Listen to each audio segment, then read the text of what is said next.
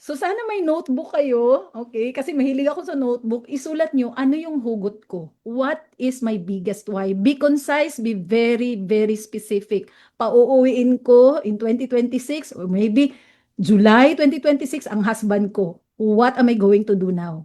Now, klaro na yung why mo.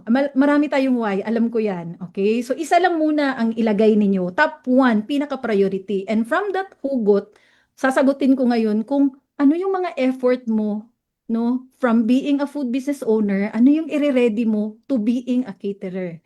So number one, dapat malaman natin, no? Sulat nyo to, ang food business, product focus.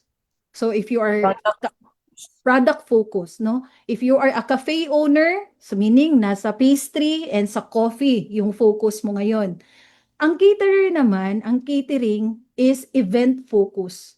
Ibig sabihin, from product, malakihan na ngayon, pang-event ka na, besh. Okay? So, ibig sabihin Iba pala ngayon, yun. Iba na pala yun. Ibang level. yes, ibang level talaga, Mami N. So, nandun pa din yung recipe, nandun pa din yung product, except that ngayon, mas malawak na event na.